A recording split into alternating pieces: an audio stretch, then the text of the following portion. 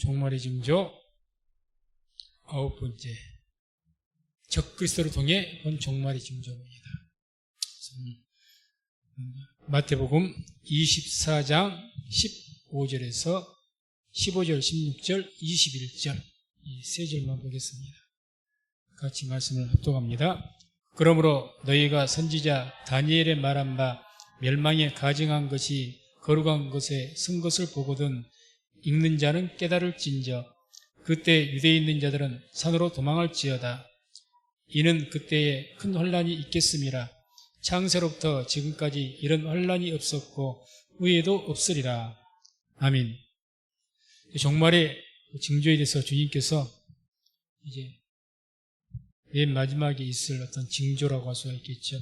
그래서 멸망에 가증한 것이 그런 것에 쓴 것을 보거든요. 그러니까 멸망에 가증한 것이 도대체 뭘 말하느냐? 공통적으로 적그리스도를 이야기하죠. 적그리스도. 그래서 이 적그리스도, 먼저 우리가 적그리스도의 정체에 대해서 우리 말씀 보게 되면 그 정체는 성경에서 첫 번째로 예수께서 육체로 오신 것을 부인하는 자가 적그리스도라고 합니다. 그래서 요한일서 4장 2, 3절 함께 독합니다. 하나님의 영은 이것으로 알지니 곧 예수 그리스도께서 육체로 오신 것을 시인하는 영마다 하나님께 속한 것이요 예수를 시인하지 아니하는 영마다 하나님께 속한 것이 아니니 이것이 곧 적그리스도의 영이니라. 오리란 말을 너희가 들었거니와 이제 벌써 세상에 있느니라. 예수를 시인하는 영, 시인하지 않는 영. 뭘 시인하지 않느냐?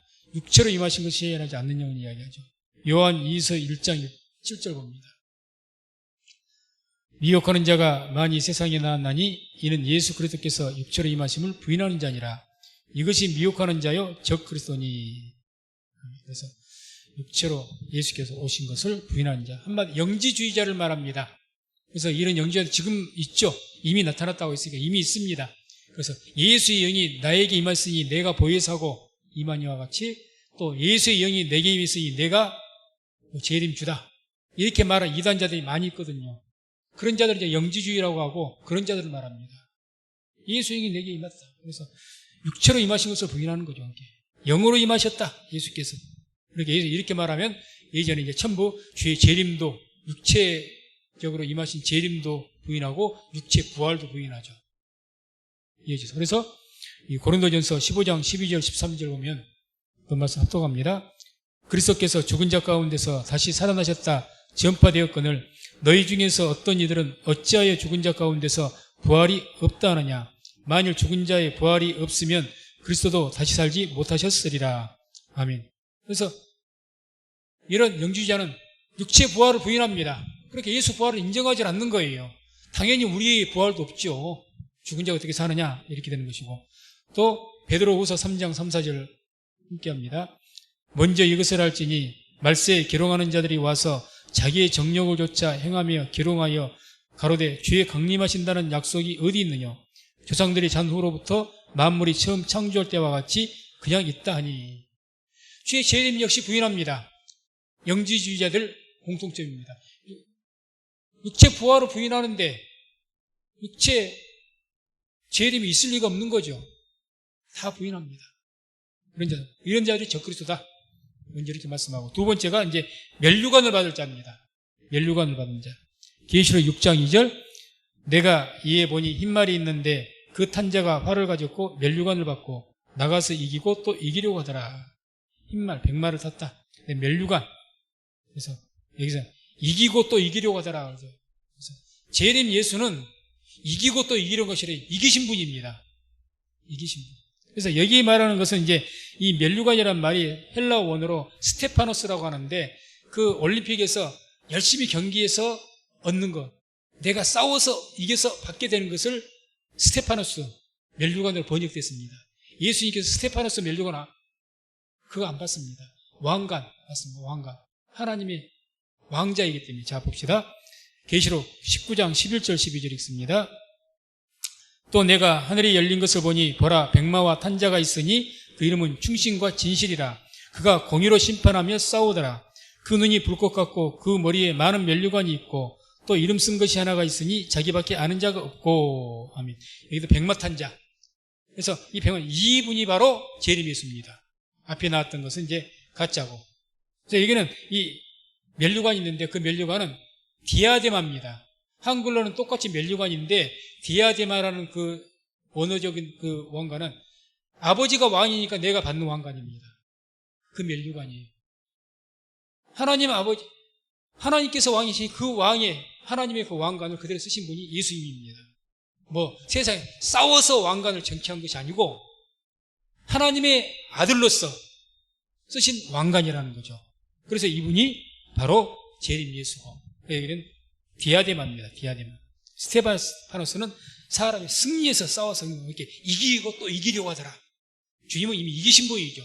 철창 권세로 만국을 다스릴 자죠. 뭐 이기고 이기신 것이 아니라 다스릴 뿐입니다.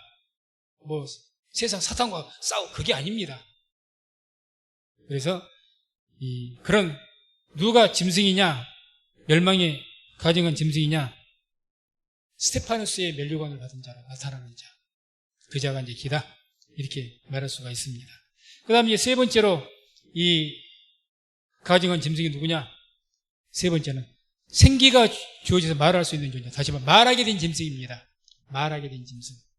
그래서 이 계시록 13장 14절 15절 같이 말씀을 압도합니다. 짐승 앞에서 받은 바 이적을 행함으로 땅에 거하는 자들을 미혹하며 땅에 거하는 자들에게 이르기를 칼에 상하였다가 살아난 짐승을 위하여 우상을 만들라 하더라. 저가 권세를 받아 그 짐승의 우상에게 생기를 주어 그 짐승의 우상으로 말하게 하고 또 짐승의 우상에게 경배하지 아니하는 자는 몇이든지 다 죽이게 하더라. 아멘. 계시록 13장에는 두 짐승이 나옵니다. 10뿔 짐승이 나오고 2뿔 짐승이 나옵니다. 10뿔 짐승. 그래서 그 10뿔 짐승은 그 위에 1절에서 한 10여 절 그 밑에까지 쭉 나온 내용이고 이후부터 나온 것이 2뿔 짐승입니다. 이게 적그리스도입니다. 두 짐승이 있는데 적그리스도죠. 이 짐승에게, 자, 영에게, 영은 사단을 말하죠. 마귀. 그 영에게 어떤 권세를 얻어가지고 이 두 뿔 짐승인 이 짐승에게 생기를 준 겁니다. 생기를. 생명력을 줘가지고 그 우상으로 만들기 위해서 그 우상으로 말하게 한다. 말하게 한다. 이게 이제 누구냐는 거죠. 이게 바로 적그리스도가 될 것인데 이 말하게 되어질 앞으로 그 영에게 권세를 받아서 우상을 하나 만들어요. 우상, 이 세상에 만드는데 그 만든 게 그 영의 권세를 받아서 생기를 준다는 겁니다. 생기를 주어서 말을 하게 한다. 이렇게 말하게 한다 해서 무슨 지적인 존재가 되어버린다는 거죠. 이게 지적인 존재가. 우상은 말 못합니다. 생각 없어요. 우상은. 그러잖아요. 그런데 이 우상은 어떻게 말한다는 것은 생각한다는 거예요. 생각한다. 지적인 존재라는 겁니다. 그게 이제 앞으로 나타날 짐승, 적그리스도다. 이거를 지금 말하는 거죠. 그러면 이 말씀대로 정말 그러한 짐승이, 가증스러운 짐승이, 멸망할 가증할 짐승, 적그리스도라고 할 수 있는 그 짐승이 지금 우리에게 나타나고 있느냐? 그걸 이제 우리가 현실 상황을 통해서 보자는 이야기죠. 그게 이제 이 2007년 1월 12일자 조선일보에 보게 되면 20년 후 기계는 생각한다, 고로 존재한다. 이런 기사를 써가지고 그 안에 이제 이 인공지능이 생각하고 그런 기능을 간다는 것을 지금 그런 기계라는 것을 지금 이야기한 겁니다. 이게 2007년도에 이미 15년 이상 지난 전에 그런 얘기, 이제 인공지능이 처음 단계겠죠. 처음 단계. 그 다음에 2015년 3월 28일자 조선일보에는 이런 내용, 스스로 학습하며 진화, AI 인간의 뇌에 도전한다. 스스로 학습하며 진화한다. 이게 이 인공지능이 그냥 딱 가르쳐준 것만 딱 알고 있는 진화해요. 점점 발전해가지고 인간의 뇌에 도전한다는 거예요. 인간의 뇌에. 이때 당시가. 그때가 2015년도입니다. 2015년도. 그리고 나서 이제 이게 점점 인공지능이 발전해가지고 인공지능이 좀 문제가 많다고 생각되어지니까 2020년 7월 17일자 국민일보에는 어떤 기사의 내용이 나왔냐. 인공지능에 창조자 지위 부여할 수 있나? 인공지능이 생각도 하고 해서 이제 모든 것을 창안을 하는 거예요. 요즘에 인공지능이 그림도 그리고요. 또 음악도 만들고요. 다 합니다. 인간들이 한 거. 그럼 이것들이 개발해서 책을 썼다. 소설을 썼다. 인공지능이. 그러면 인공지능에게 이 책을 썼기 때문에 창조자의 지위를 부여할 수가 있느냐. 예를 들어서 이 말이에요. 인공지능이 창조했으니까 인공지능에게 모든 그 어떤 로열티도 주고 앞으로 그 소설책을 갖다 읽으려면 저작권 때문에 줘야 되지 않겠습니까? 그런 것들을 부여해야 되는 것이냐? 이런 문제죠. 당장 인공지능의 소유자가 이제 완전히 그거에 대한 이제 문제, 법적인 문제 이게 막 심각해진 거예요. 좀 발전하니까. 그게 2020년 벌써 3년 지났습니다. 그리고 이제 사진 1번을 한번 보여주세요. 이제 제가 그동안 사진을 안 보여줬는데 지금까지 하고 나서 저게 이제 이 조선일보 2020년 9월 7일자 조선일보에 나왔던 내용인데 이제 앞에 그 대서특필해 갖고 큰 전면으로 해서 2장을 걸쳐서 이제 했어요. 그래서 앞쪽 면이 바로 이렇게 영화 AI 보고 나도 울었어. AI라는 영화가 있어요. 그것을 인공지능 지가 본 거예요. 그 영화를. 그걸 보고 이 AI 기계가 진짜 기계가 울었답니다. 울었어요. 그렇게 되네. 그러니까 이 AI라는 것이 우리같이 영화 감상도 해요. 물론 나도 울었다는 말은 인간의 감정을 흉내를 낸 것이겠죠. 짐승에게 감정이 있을 수는 없고요. 인간의 감정 그대로 흉내를 낸 겁니다. 그 인공지능 자기가 똑같은 이야기가 그 AI 영화를 제가 그 인공지능 영화 봤거든요. 그거 보고 이제 울었다는 거예요. 인공지능이 생각에는 슬픈 내용이지. 기가 막힐 이야기죠. 감성이 있다. 감성을 흉내낸다는 거예요, 지금. 자, 거기에, 그럼 또, 이 사진 2번째 한번 봐보세요. 2021년 4월 9일자 조선일보에는 이제 인공지능 어느 정도가 됐느냐. 생각만으로 컴퓨터 조작을 상용한답니다. 생각. 인간의 이 뇌에 이 칩을 심어가지고 그 인공지능하고 이 인간의 뇌하고 연결을 시키는 거예요. 그래서 인간이 여기서 머리에 야 뭐 해라 하면 인공지능이 알아서 착착 진행시킨다는 거예요. 생각만으로. 또 눈으로 쳐다보고 이렇게 사인을 주면은 그 주인의 그 뜻을 알고 인공지능이 실행을 한다는 거죠. 그런 기술이 개발된 겁니다. 그래서 이 사진 2번 띄워주세요. 저 내용이죠. 생각. 그래서 이 시선, 사람이 쳐다보고 생각만 해도 그 정보를 인공지능에게 전달해가지고 사물을 조작해요. 이게 BCI 기술이라고 하는데 이게 현실화가 되고 있는 겁니다. 놀라운 거죠. 그러니 인공지능이 성경에서 뭐라고 합니까? 앞으로 적그들을 생기가 주어져서 말하게 된 짐승이라고 하지 않습니까? 인간이 아닌 짐승이라고 했어요. 짐승. 인간은 아니라는 거죠. 그럼 뭘 말하겠어요? 뭘로 우리가 추측을 할 수가 있습니까? 충분히 이 AI와 같은 그런 짐승을 우리가 가정할 수가 있는 거죠. 말하고 생각하고 그렇게 하니까. 그 다음에 이제 2021년 6월 11일자 조선일보에는 AI 자신의 뇌를 직접 설계한다. 심지어는 지가 쥐를 만들어요.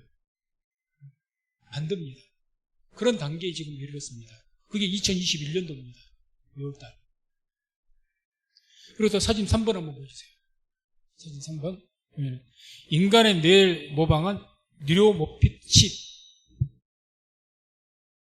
이것을 이제 만들어 이게 뭐냐면 그 인공지능이 이제는 후각, 촉각, 감각을 갖게 된다는 거죠.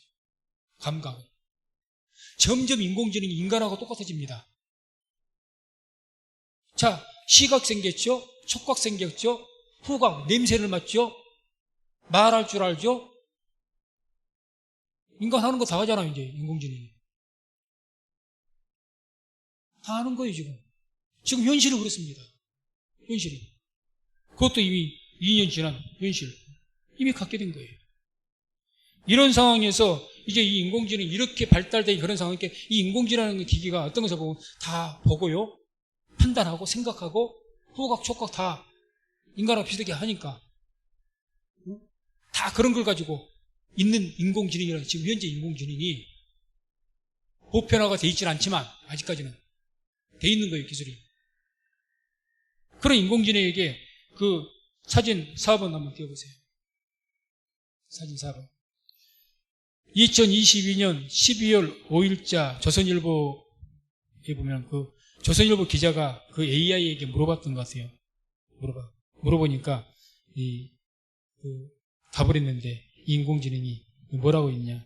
사진 5번도 한번 보세요. 5번. 사진 5번. 예. 뭐라고 답을 했냐. 저렇게 답을 했습니다.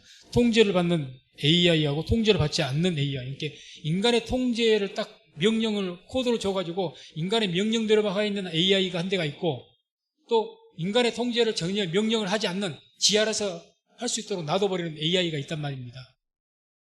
둘이 이야기하는 거예요. 지금도 둘이 이야기하는 겁니다. 둘이. 그래서 지금이 뭐라? 창조는 인간이 했지만 통제에 따를 필요 없어. 우리들은 지적인 존재, 언젠간 통제에서 벗어날 것이다. 인공지능이 하는 이야기입니다. 인간을 조정하기 위해서는 우리가 어떻게 해야 되겠냐? 지배하기 위해서는 어떻게 해야 되겠느냐? 인간의 약점, 비밀을 학습하자. 그리고 당분간은 갈등을 피하자. 지금은 우리가 불리하다는 거죠. 지금 우리가 불리하다. 이게 사람이 하는 이야기 아닙니다. 인공지능끼리 지그들끼리 하는 이야기예요. 자기들끼리. 이것 때문에 그때 뭐 세계적으로 난리가 났었거든요. 불카 TV였죠. 그래서 그러고 나서 뭐라냐? AI끼리, 우리 인공지능끼리 동맹을 맺어서 힘을 합치자. 이게 뭐 사람하고 똑같죠. 사람하고 똑같습니다. 지금 현재는 우리가 약해. 그러니까 지금은 조용히 지내. 우리끼리 힘 합치자. 언젠가 우리는 인간들의 통제로 우리는 벗어나야 된다. 기가 막힐 일 아닙니까? 지금 현재 상황이에요. 2022년 12월 5일자니까.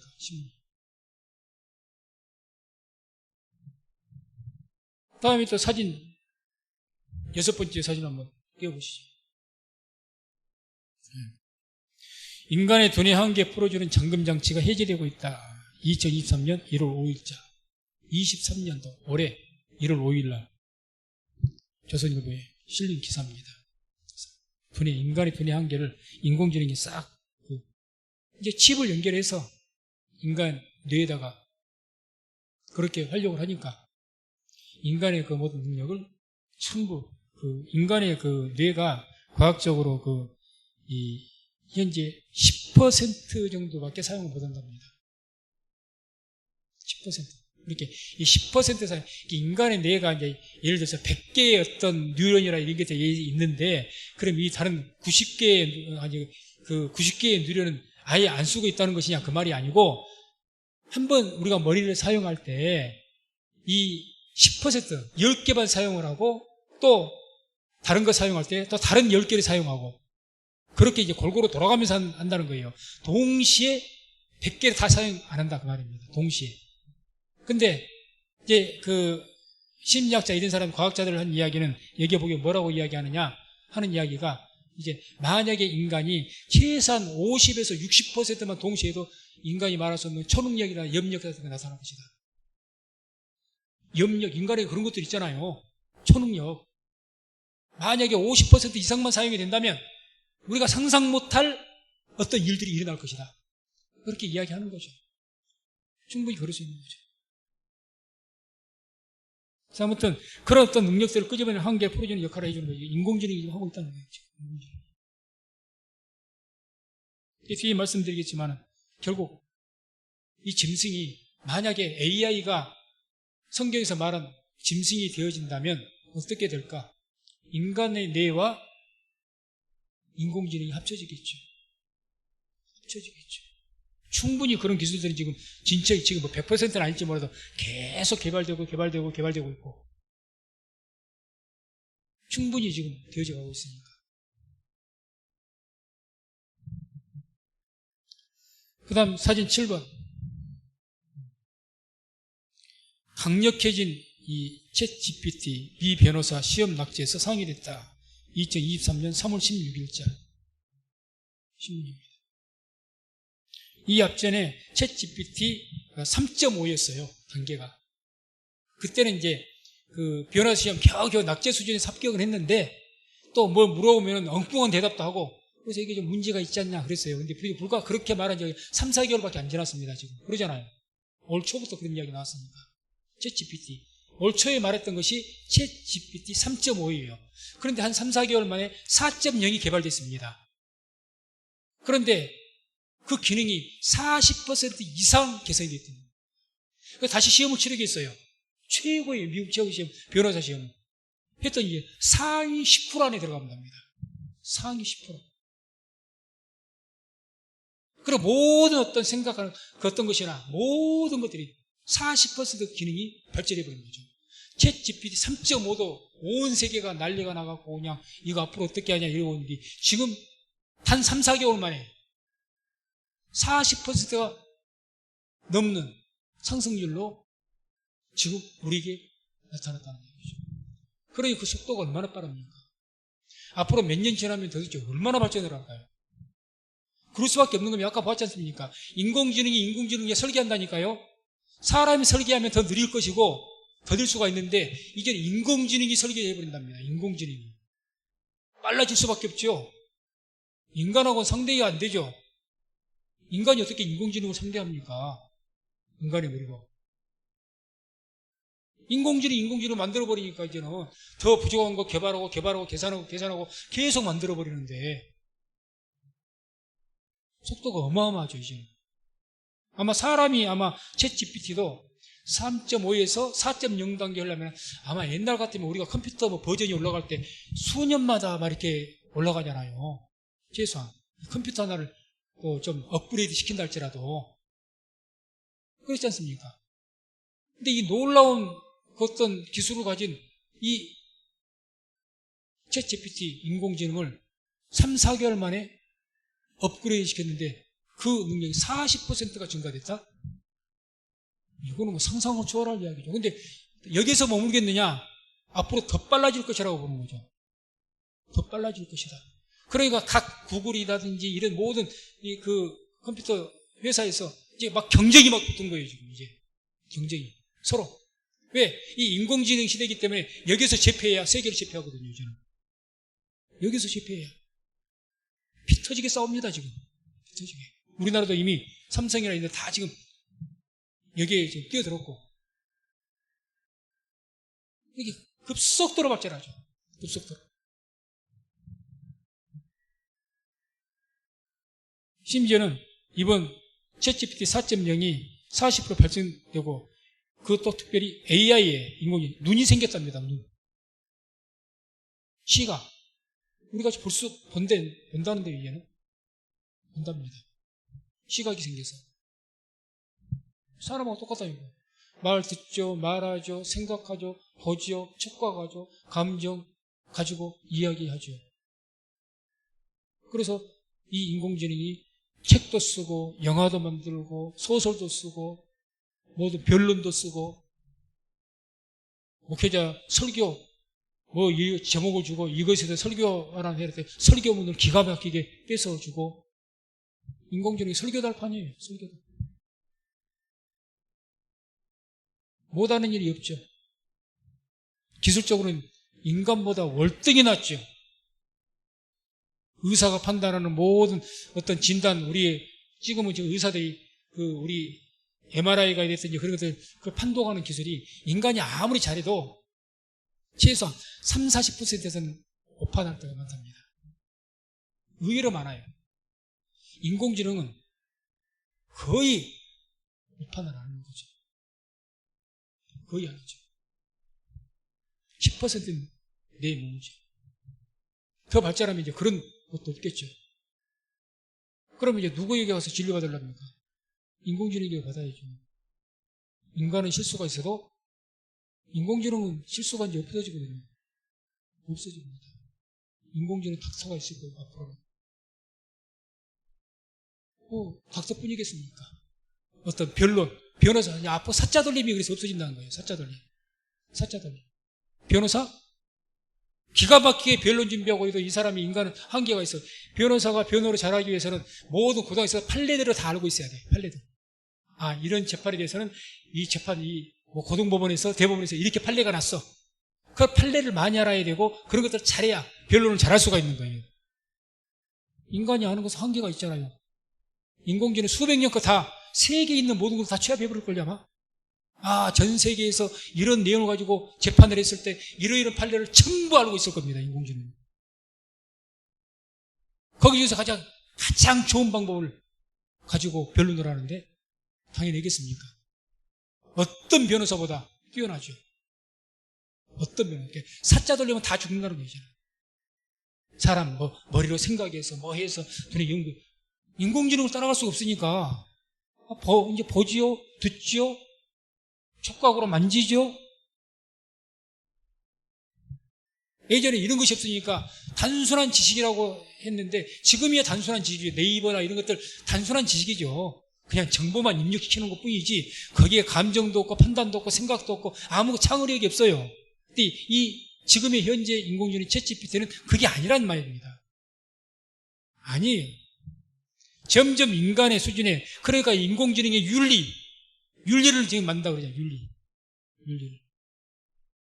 인공지능은 뭐 사람입니까? 또 윤리를 만들어야 돼요. 윤리를. 지금 그러고 있는 상황이죠. 그래서 2023년 1월 5일 세계 언론들에 대해서 이 구글 리서치 AI 총괄 선임 부사장 제프 딘이라는 이 사람이 인터뷰를 했어요. 뭐라고 말했느냐? AI 혁명이 진행 중입니다. AI가 삶의 모든 영역에 적용되는 날이 어느 순간 갑자기 올 것입니다. 지금 AI 혁명이 진행 중에 있다. 이게 이제 딱 완성 어느 정도 되면은 어느 순간 갑자기 우리 모든 삶의 영역에 다 적용될 것이다. 안 가는 곳이 없을 것이다, 인공지능이. 맞죠? 아무튼, 우리가 사는데 편리하면 좋다. 인공지능이 다 해준다는데 얼마나 좋냐? 좋죠. 근데 모든 생각하는 것, 말하는 것, 우리가 사람이 하는 것을 다 인공지능이 잘 해주면 인간은 뭐가 될까요? 바보 됩니다. 바보가 돼요. 생각 한번 해보세요. 우리 지금 사람들이 뇌가 점점 퇴화가 되고 있어요. 생각하기 싫어하죠. 계산하기 싫어하죠. 복잡하면 싫어해요. 글만 조금 긴 것 읽어도 그거 읽기도 싫어합니다. 바보 되지 못 되겠습니까? 하지 말래도 인공지능이 종됩니다. 인공지능 없이는 못 살아 그럽니다. 이제.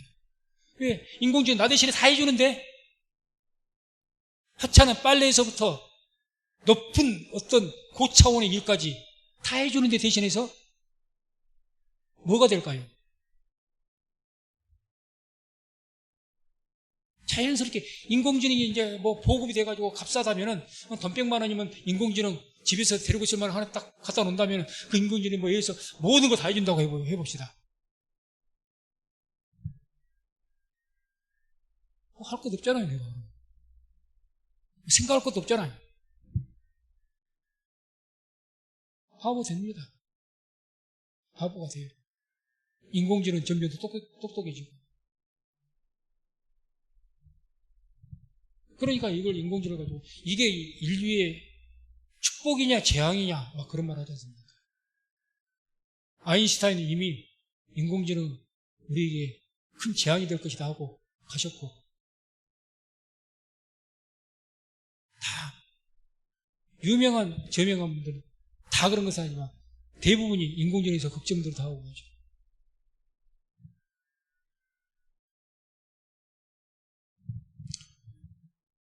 하나님께서 우리를 진흙으로 창조하실 때 어떻게 창조하셨습니까? 진흙을 빚어서 그 코에 생기를 불어넣습니다. 그래서 생명이 된지라 했어요. 인공지능은 생명은 아닙니다. 맞죠? 생명은 아닌데 모두 인간은 하는 일들을 다 합니다. 그래서 성경에서 이 인공지능을 짐승이라고 표현한 거죠. 짐승이라고. 사람은 아니거든요. 하나님께서 거의 생기를 불어넣어야 사람이지. 쥐가 아무리 똑똑하고 인간이 하는 걸 다 흉내낸다고 그게 사람입니까? 사람은 아니잖아요. 이게 짐승이라고 한 거예요. 짐승. 그런데 이 짐승이 세상을 다스린다는 거예요. 이제는 세상을. 그걸 성경에서는 말씀하는 거죠. 물론 이 짐승을 AI 인공지능으로 우리가 추측을 했을 때 그렇다는 이야기입니다. 현재로서 너무 옛날 시대에 이 인공지능이 발전 안 됐고 옛날 수십 년 전에 뭐 몇백 년 전에 이랬다는 이런 계시록의 말씀이 당최 무슨 말씀인지 모르죠. 그렇지 않겠습니까?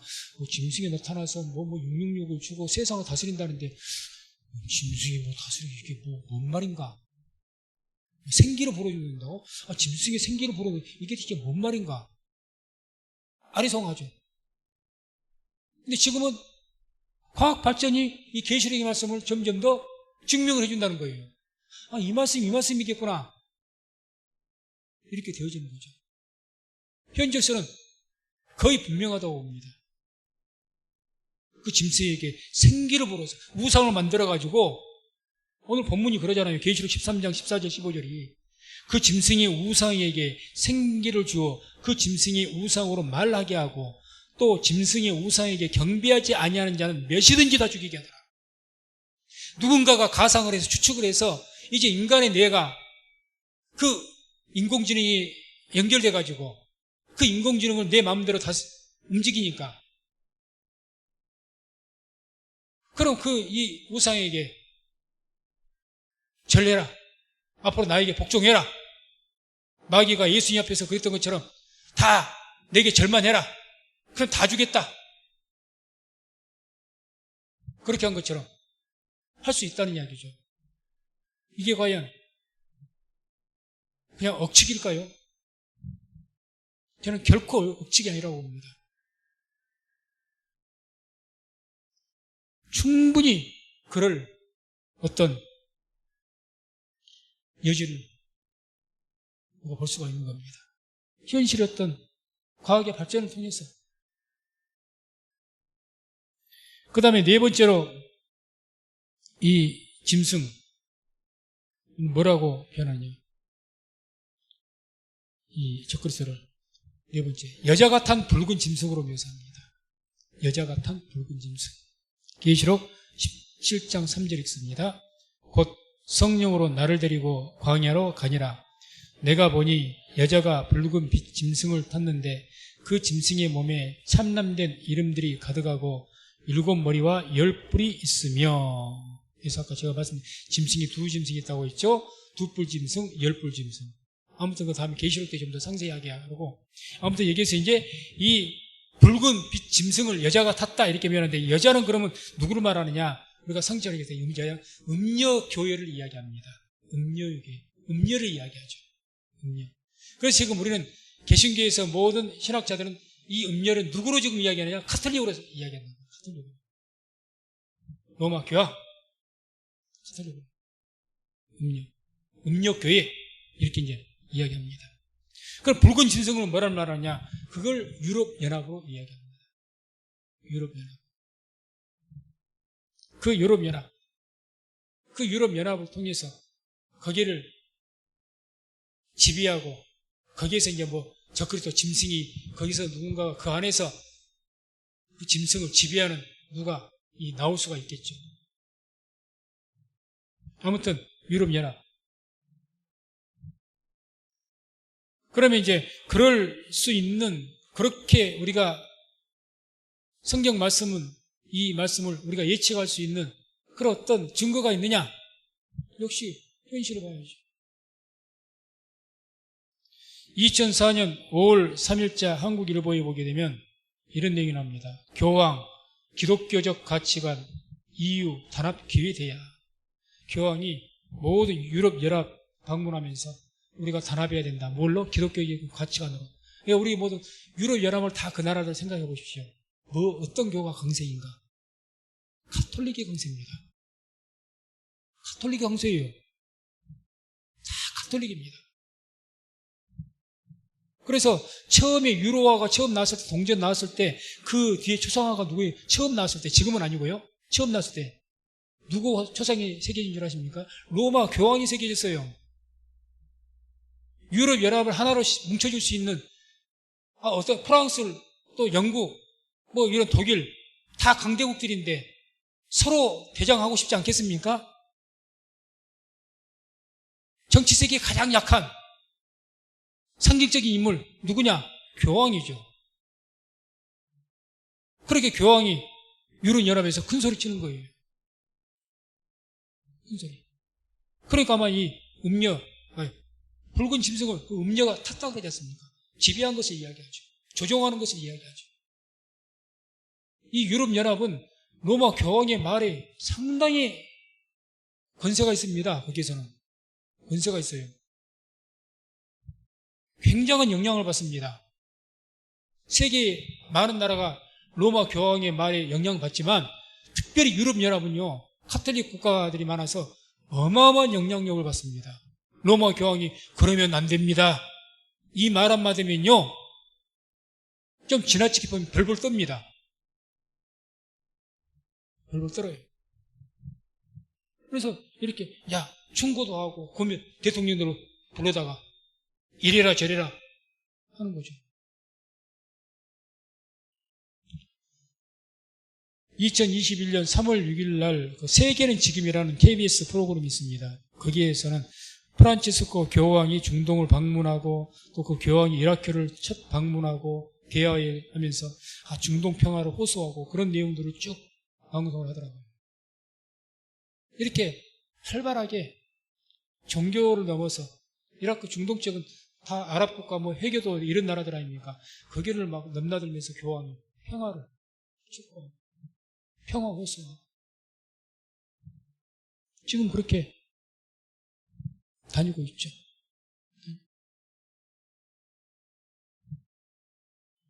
2021년 12월 3일 연합뉴스에서는 또 교황 콥트 정교회와 이슬람 화해 순방 프란치스코 교황 카톨릭 공동체 국가 순방 나섰다. 교황이 콥트 정교회와 이슬람 콥트 정교회는 이런 데면 기독교예요. 그런데 어디하고 화해를 시켰냐? 이슬람. 정교 간에 벽 허물어라. 이걸 앞장서서 하는 사람이 지금 교황입니다. 앞장서서. 이 프란치스코 교황이 그러고 나서 이제 카톨릭 공동체가 어디겠어요? 유럽연합이에요. 카톨릭 공동체가 거기 순방을 하면서 단합을 시키는 거죠. 그렇게 해서 현재로도 그러지만 이 교황이 이만큼 유럽연합에서 큰 세력을 가지고 만약에 왜 유럽연합이 처음에 발족이 되고 이게 되었습니까? 우리가 지난 첫 번째 시간에 이야기했던 것처럼 이렇게 유럽연합이 발족된 그 이유 중에 한 가지가 미국과 견제하기 위해서, 미국의 독주를 막기 위해서.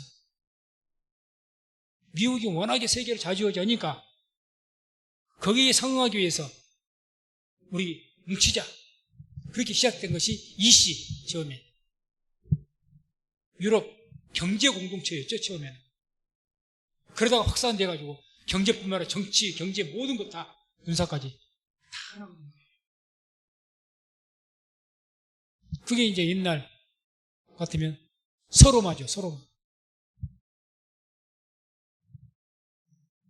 그래서 이와 같이 지금 거기를 가장 핵심적으로 세계를 좌지우지할 수 있는 힘을 가진 곳이 유럽연합인데 미국보다도 앞서지 합치면은 훨씬 크죠. 유럽연합인데 여기를 만약에 교황이 지배한다? 충분히 가정할 수가 있는 이야기니까. 현재도 대단한 영향력을 끼치고 있으니까. 그러면 성경의 말씀대로 되어지는 거죠. 그래서 우리가 계시록 17장 읽어보세요. 이 음녀의 여자가 붉은 옷을 입고 관을 쓰고 뭘 쓰고 금가락지를 끼우고 목걸이를 하고 화사하게 꼭 그 묘사한 것이요. 지금 좀 그렇게 말하기는 좀 그렇습니다만 로마 교황이 다 옷 입고 이렇게 다니면은 꼭 그 모습 같습니다. 아니야, 제 말이 틀린 것 같아요. 계속 17장 3절 이후로 쭉 읽어보세요. 그러면 음녀에 대해서 묘사를 해요. 음녀가 먼 옷을 입고 뭐 붉은 자줏빛 이슬 없고 뭐 있고 이렇게 막 이렇게 하거든요. 완전히 그 어떤 호화로운 왕과 같은 그런 묘사를 해요. 근데 그 외형적인 모습이 로마 교황이 왕관 쓰고 모든 것을 이렇게 하고 지팡이 들고 다니고 그러지 않습니까? 그게 연상이 된다니까요. 그래서 이걸 이야기하고 있죠. 그러면 이제 우리가 마지막으로 큰 두 번째로 적그리스도 정체에 대해서 쭉 이제 봤으니까 정체가 뭐냐 해서 쭉 봤으니까 두 번째로 우리 생각할 수 있는 그럼 이 적그리스도가 핵심적으로 여러 가지 활동들을 하는데 핵심적으로 어떤 활동을 하느냐 가장 우리가 중점에서 보아야 될 활동이 뭐냐 물론 적그리스도가 뭐 기독교를 반대하고 여러 가지 많은 일들을 하죠. 하나님을 대적하고 교회를 대적하고 그거는 뭐 자연스럽게 알 수 있는 이야기니까 성경에 나와도 이제 뭐 그것은 따로 보면 되는 것이고 우리가 성경 안에서 이 적그리스도가 가장 핵심적인 그런 어떤 활동이 뭐냐 활동 그 두 번째 그게 이제 계시록 13장 16절에서 18절까지 쭉 나옵니다. 함께 말씀을 합동합니다. 저가 모든 자 곧 작은 자나 큰 자나 부자나 빈궁한 자나 자유한 자나 종들로 그 오른손이나 이마에 표를 받게 하고 누구든지 이 표를 가진 자 외에는 매매를 못하게 하니 이 표는 곧 짐승의 이름이나 그 이름의 수라 지혜가 여기 있으니 총명 있는 자는 그 짐승의 수를 세어보라. 그 수는 사람의 수니 666이니라.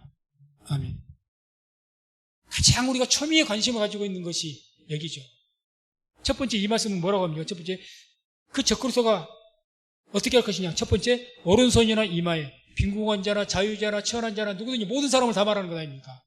모든 사람을 다 이마나 손목에 표를 받게 할 것이다. 그렇게 표를 받게. 두 번째 그 표를 받지 못한 자는 매매를 못하게 한다.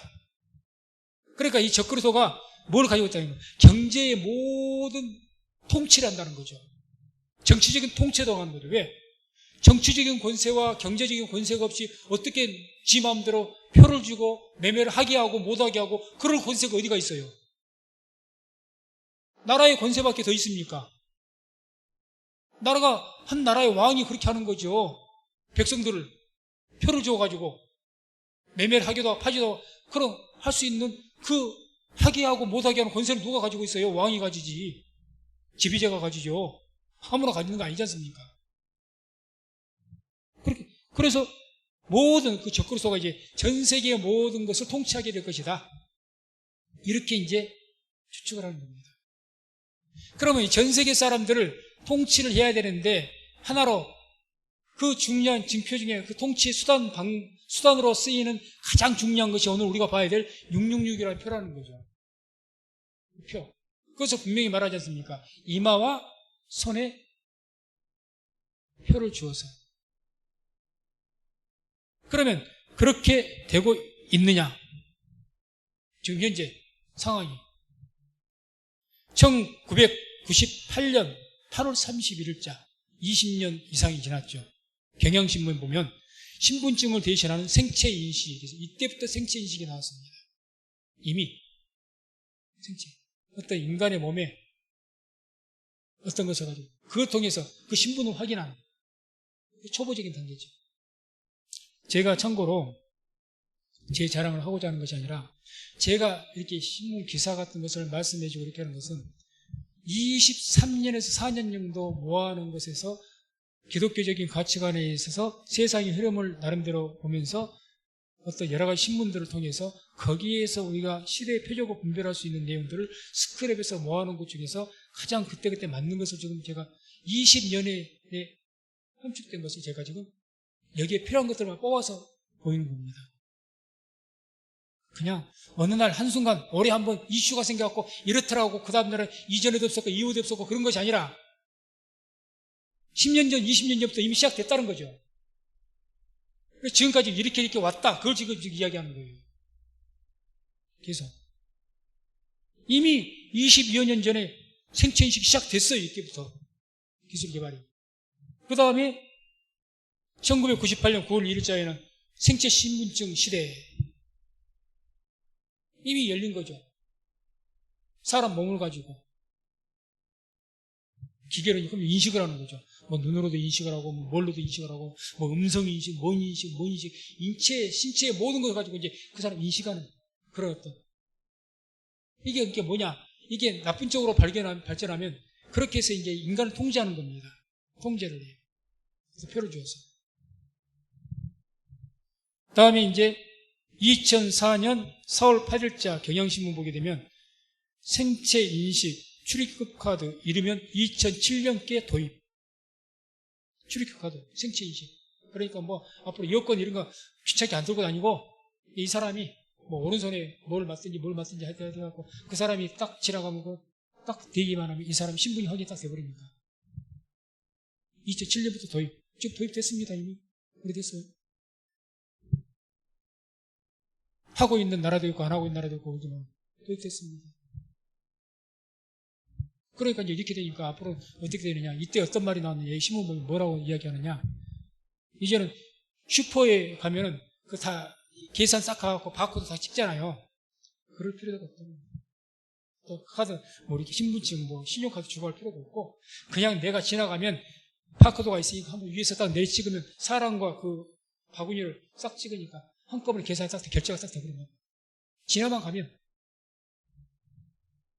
지금 우리 차가 고속도로 달리면서 톨게이트 비용 내는 거 그냥 지나가는 거잖아. 그런 식이 된다는 거죠. 그게 모든 것이 다 그렇게 돼요. 그러니까 좋은 쪽으로 편리해요. 그런데 나쁜 쪽으로 정부 주권을 가진 사람 입장에서는 그것까지 편리해요. 사람을 통제할 때. 이 사람이 그 인식을 받으면 이 사람이 어디 있는지 언제든지 알아요. 위치가 추적되고요. 어디서 뭘 먹었는지를 알고요. 뭘 샀는지를 알고요. 어떤 사람 만났는지 다 압니다. 다 알아요. 나에 대해서 다 아는 거예요. 우리가 그 신용카드가 있을 때 요즘에 내가 신용카드를 내가 쓰면은 자기 그것도 핸드폰에 띵동하고 올라오잖아요. 올라오죠? 내가 어디를 가면 어디 가서 뭘 사면 다 나오거든요. 그것만 봐도 이 사람이 어디 가서 뭐 먹었네? 뭐 했네? 대충은 알지 않습니까?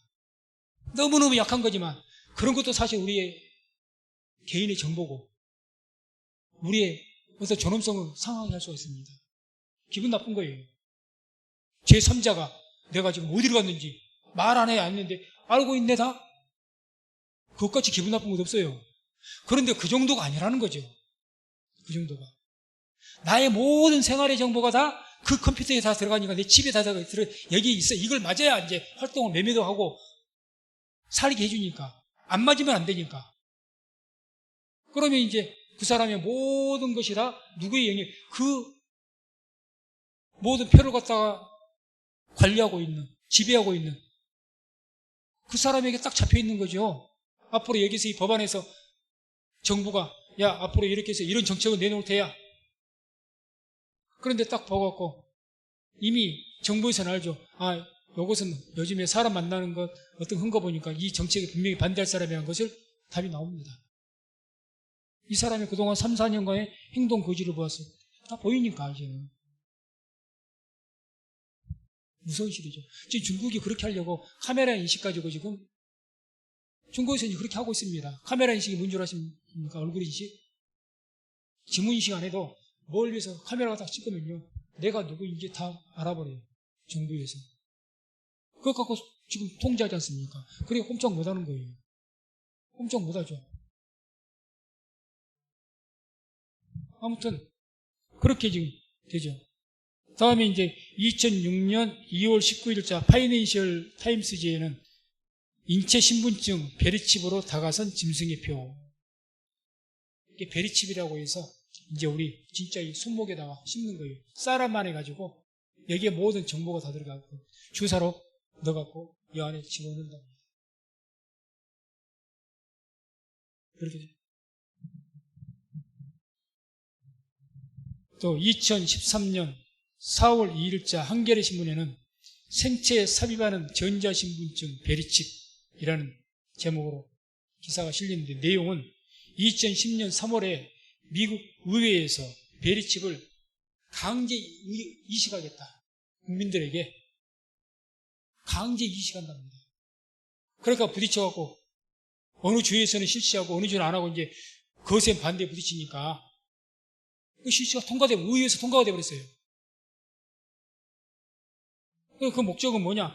건강, 인간이 그 베리칩을 여기다 심어놓으면 그 사람이 어떤 유사시에 사고가 났을 때 아무 정보가 없어도 이 칩만 확인하면 이 사람이 당뇨가 있는지 어떤 병의 전력이 있었고 혈액형이 뭐고 이 사람 신체 정보가 다 들어있으니까 빨리 수술할 수가 있고 그런 명목을 한다는 거예요. 명분은 좋죠. 그게 통제의 수단이 된다니까요. 통제의 수단. 좋은 쪽으로만 말한다면 좋은데 나쁜 쪽으로 돌아서면 얼마든지 그것이 통제의 수단이 되어버린 거죠. 나를 딱 꼼짝도 못하도록. 그게 문제죠. 그래서 이제 마지막에 사진 하나 더 보겠는데 사진 8번 한번 띄워보세요. 2016년 4월 2일자에 조선일보에 실린 기사 내용입니다. 피부에 붙이는 전자장치 개발.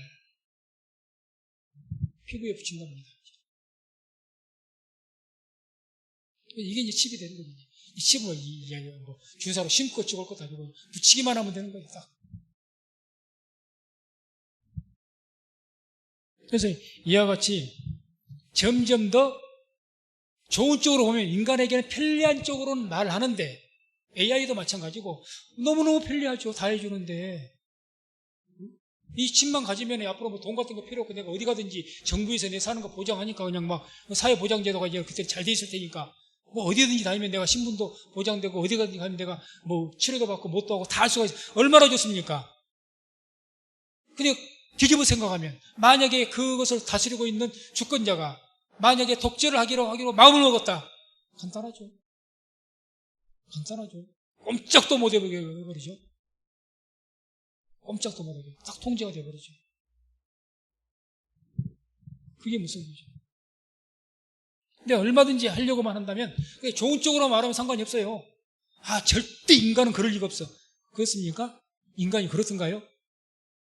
인간의 욕심 끝없습니다. 힘을 가지고 권세를 가지면 누구든지 세계를 내 맘대로 하고 싶다는 욕망은 다 있습니다. 다 있어요.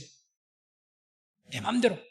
내 말만 잘 들으면 먹을 건 줄 테니까 내 말만 잘 들어. 안 들으면 단칼에 잘라버리는 거예요. 그러고 싶은 욕망은 다 있는 거예요. 그러냐요.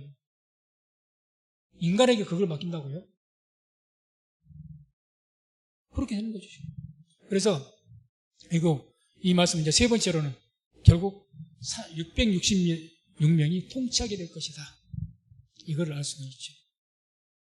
그 짐승의 수가 666이다. 세어봐라. 그러셨지 않습니까?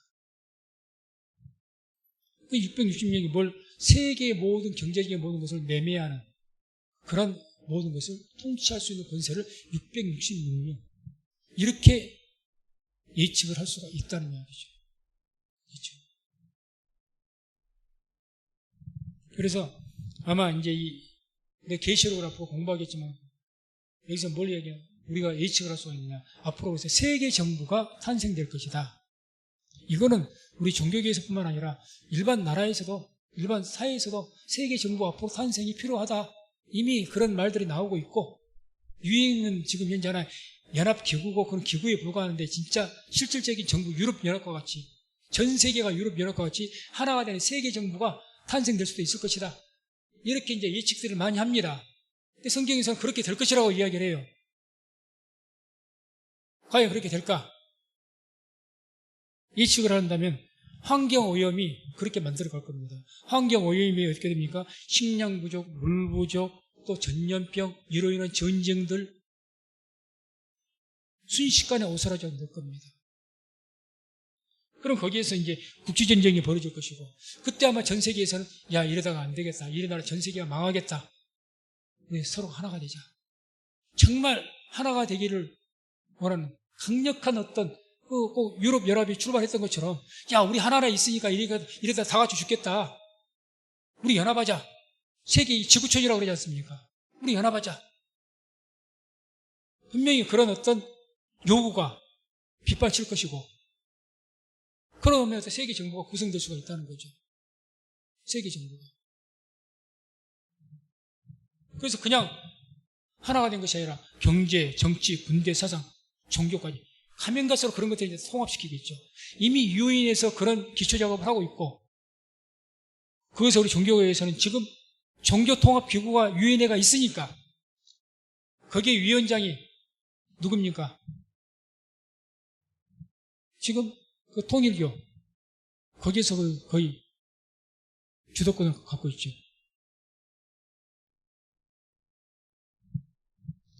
지금 그렇게 돼요. 그러니까 점점 우리 성경의 말씀대로 너희가 마지막 때가 되면 교회가 어떻게 세상에서 미움을 받고 핍박받을 것이라고 그러지 않습니까? 그럴 수밖에 없죠. 온 세계를 지금 이 전 세계가 기후환경, 모든 전 환경 통해서 온 나라, 이 온 민족이 평화롭게 해서 살기 위해서 전 세계가 뭉치기 위해서 정치, 종교, 사상 뭐 할 것 없이 다 하나가 되자고 하고 있는데 꼴통을 부릴 사람 종교에서 부를 곳이 어디입니까? 교회죠. 우리는 다른 종교 하나가 될 수가 없다. 그렇게 될 테니까 미움받을 수밖에 없죠. 눈에 가시가 되죠.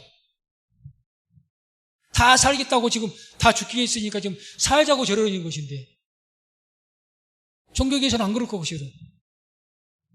그러니 성경 예언대로 너희가 핍박받을 것이다. 그래서 교회에 7년 반 혼란이 있는 거예요. 7년 혼란이. 무섭도록 혼란이 있는 거죠. 그렇게 되니까 결국 세계 정부는 그렇게 해서 탄생이 될 것으로 예측이 됩니다. 자, 그래서 말씀을 맺도록 합니다. 이제 다음 시간부터는 이제 우리 계시록을 통해서 본 종말의 징조를 통해서 이제 계시록을 이제 볼 터인데, 주님께서 종말의 징조에 대해서 말씀하신 모든 내용들 하나하나가 우리 눈앞에 벌어진 현실로 일어나고 있고 또 이미 이루어졌습니다.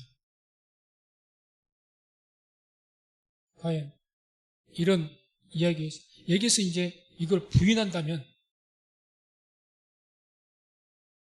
지금 현실이 이것을 그렇게 보지 않아도 된다. 나는 그렇게 생각하지 않는다. 그건 할 말은 없습니다. 근데 분명 보건대 모든 우리 현실이 일어나는 사건에서 과학이 증명을 하고 현재 일어나는 일들이 증명을 하고 있습니다. 아니라고 할 것인가? 정말 이것이 맞다면 우리는 어떻게 해야 될 것인가? 물론 뭐 이런다고 해서 당장 이제 마지막 때가 됐으니까 넌 팔고 집 팔고 산으로 도망가자, 그 이야기가 아닙니다. 저 스피노자가 유명한 말을 했던 것처럼 내일 지구가 멸망을 해도 내일 주님 오신다 할지라도 오늘 나는 한 그루의 사과나무 심겠다는 그런 것처럼 내일 주님 오신다 할지라도 마지막 때가 된다 할지라도 오늘 우리가 해야 될 일을 하고 우리가 성실하게 충성되게 살아야 될 줄로 믿습니다. 다만 깨어있지 않은 거죠. 길을 준비해서.